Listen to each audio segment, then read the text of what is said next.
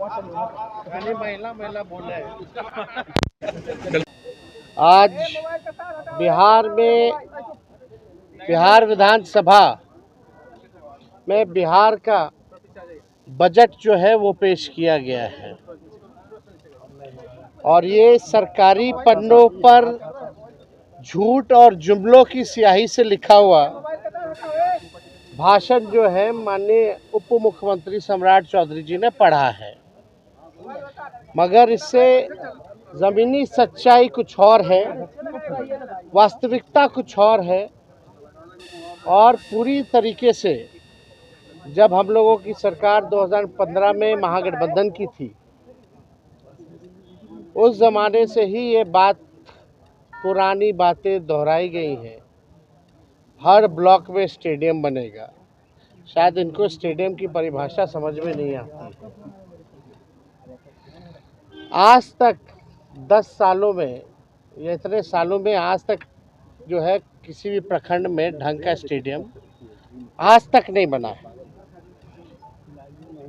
वही पुरानी बातें जो 5 घंटों में जो है पटना पहुंचेंगे, 4 घंटों में पहुंचेंगे, लेकिन स्थिति क्या है, पुल पुलिया टूटता रहता है, भ्रष्टाचार का भेंट चढ़ता रहता है। एक पुल मेगा जो पुल जो बन रहा है वो एक बार नहीं 3-3 बार टूटता है, फिर भी किसी पे कार्रवाई नहीं होती। हम लोगों को बिहार की चिंता है और इन लोगों को सरकार बचाने की चिंता है। हम लोगों को लगा कि इस आखिरी बजट में जो इस मौजूदा सरकार जो एनडीए की सरकार है नीतीश कुमार जी के नेतृत्व में, ये इन लोगों का आखिरी बजट है। अब ये लोग दोबारा सत्ता में आने वाले लोग नहीं हैं। आखिरी बजट में हम लोगों ने कल मांग भी की थी कि 200 यूनिट फ्री में बिजली किया जाए, किसानों का जो ऋण है वो माफ़ किया जाए, उनको फ्री में बिजली उपलब्ध कराया जाए। माई बहन मान योजना के तहत कम से कम 65% ऐसी महिलाएं हैं जिनको खून की कमी है।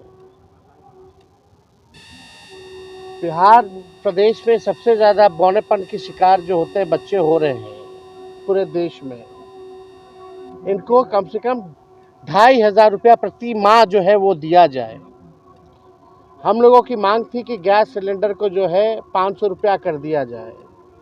वृद्धा पेंशन, विधवा पेंशन, दिव्यांगों का पेंशन 400 से बढ़ा करके ये 1500 रुपये कर दे। लेकिन इसमें कहीं भी इस मौजूदा बजट में इस एनडीए की सरकार ने ध्यान नहीं दिया। लेकिन आखिर कब तक नहीं करेंगे? हम लोग हमेशा इस लड़ाई को लड़ेंगे और इनसे जो है नाक रगड़वा करके भी करवाना पड़े तो महिलाओं के खाते में उनको आर्थिक न्याय दिलवाने का काम हम लोग ज़रूर करेंगे।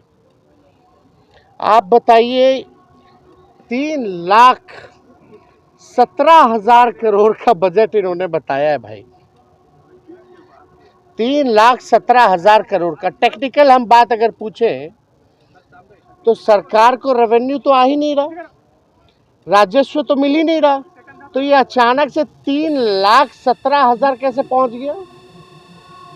जब बिहार को रेवेन्यू ही नहीं आ रहा है तो ये 3,17,000 कैसे पहुंच गया? बात है कि ये इन्फ्लेटेड बजट है। बढ़ा चढ़ा करके अगर बोलना ही था तो 3 लाख का, ये लोग 5 लाख बोल देते हैं, 5 लाख करोड़ करेंगे। तो इसका कोई मतलब नहीं है। पिछले बार भी जो बजट में इन लोगों ने घोषणा किया था, कौन सा काम जो है इन लोगों ने पूरा करने का काम किया?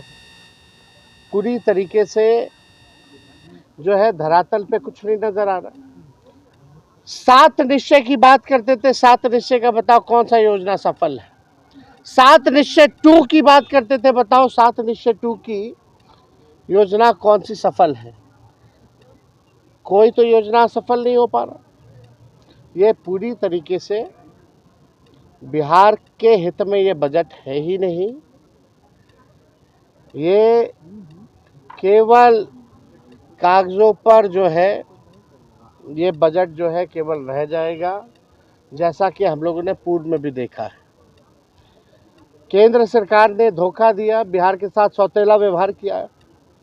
आप बताइए, बिहार में साक्षरता को बेहतर करेंगे कैसे, इस पे बजट में कोई प्रावधान नहीं है, बल्कि बिहार साक्षरता के मामले में सबसे फिसड्डी राज्य है। प्रति व्यक्ति आय बिहार सबसे पीछे है पूरे देश में। प्रति व्यक्ति निवेश बिहार जो है सबसे पीछे है। किसानों की आय में सबसे पीछे है। सबसे ज्यादा पलायन बिहार में है। सबसे ज्यादा गरीबी और बेरोजगारी बिहार में है। कहीं कारखाने खोलने की बात नहीं कही गई, कहीं फैक्ट्री लगाने की बात नहीं कही गई। कहीं भी आप देखिएगा नौकरी रोजगार कैसे नौजवानों को उपलब्ध कराएंगे इसकी बात नहीं की गई। कैसे पेपर लीक रोकेंगे इसकी बात कहीं नहीं कही गई। पूरी तरीके से लॉ एंड ऑर्डर के बारे में कोई चर्चा नहीं, बल्कि अपराधी जो हैं आजकल प्रशासन के लोग जो है वो असुरक्षित महसूस कर रहे हैं। पुलिस कर्मियों को जो है मारा जा रहा है, कभी कौन माफिया मार दे रहा, सर फोड़ दे रहा, कभी गोली चला दे रहा। पुलिस का मॉडर्नाइजेशन कैसे हो इसके बारे में कोई चर्चा इस बजट में नहीं है। पलायन को हम कैसे रोकेंगे इसके बारे में कोई चर्चा नहीं। बंद चीनी मिल हो, जूट मिल हो, इसको कैसे खुलवाएंगे इसके बारे में कोई चर्चा नहीं है। दिव्यांग भाइयों के बारे में कोई चर्चा नहीं है। महिलाओं को आर्थिक न्याय देने के बारे में कोई चर्चा नहीं है। ये हवाई फलना चीज़ चलाएंगे, फलना चीज़ चलाएंगे। अरे तुम बस चलाओगे, कुछ चलाओगे तो बताओ कितना बस चलाओगे, कहाँ से चलाओगे, कौन से शहरों में चलेगा, या कैसे ट्रेनिंग दिलवाइएगा, क्या है उसका। केवल हवाई नॉर्मल बिहार ट्रांसपोर्टेशन का बस तो चल नहीं पाता है। आप लोगों ने भी देखा होगा बिहार में ट्रांसपोर्टेशन नाम की कोई चीज़ नहीं है। और फलना बातें जो है कही जा रही है। गरीबी, बेरोजगारी, पलायन, महंगाई, मिडिल क्लास फैमिली हो या गरीब परिवार हो, महंगाई से सब लोग अफेक्टेड है, लेकिन महंगाई के बारे में कोई चर्चा नहीं की गई। यह पूरी तरीके से बेकार का बजट है, बिहार के हित में नहीं है। और इन लोगों को कोई बिहार कैसे अव्वल राज्यों में आए, बिहार के लोगों की तरक्की कैसे हो, इन लोगों को कोई चिंता नहीं है।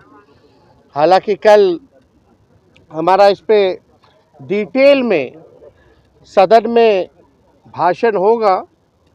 उस भाषण में एक एक चीज़ का जो है इन लोगों का पोल हम लोग खोलने का काम करेंगे। झूठ का पुलिंदा चलने वाला नहीं है। हम तो अपेक्षा किए थे ज़रा बता देते कि गुजरात को क्या क्या मिला, भारत सरकार में क्या क्या गुजरात को दिया और क्या क्या बिहार को दिया, इसके बारे में भी चर्चा करनी चाहिए थी। बताना चाहिए था कि बिहार को केंद्र सरकार ने कितना दिया और गुजरात को कितना दिया। तो इसके बारे में कोई चर्चा नहीं। हालांकि अब इस सरकार से बिहार की जनता मायूस तो पहले से ही थी, और इस बजट के बाद ना उम्मीद और इस सरकार से विश्वास जो है लोगों का उठ चुका है।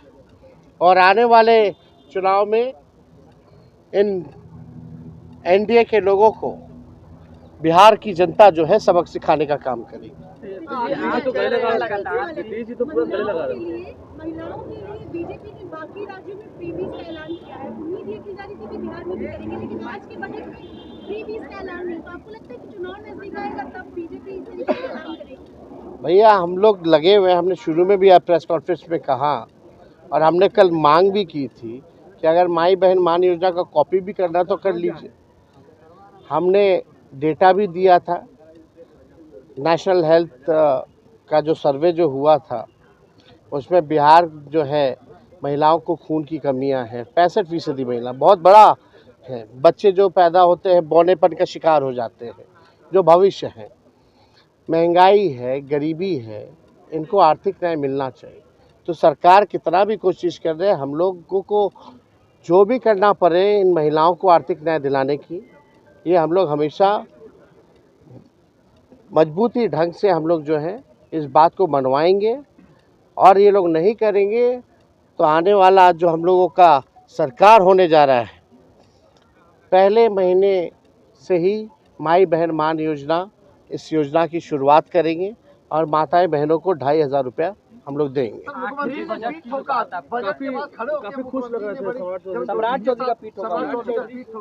भाषण खोखला था तो पीठ ठोक करके नजर उधर करना था। आपसे भी बातचीत नीतीश कुमार के इशारों में हो रही थी।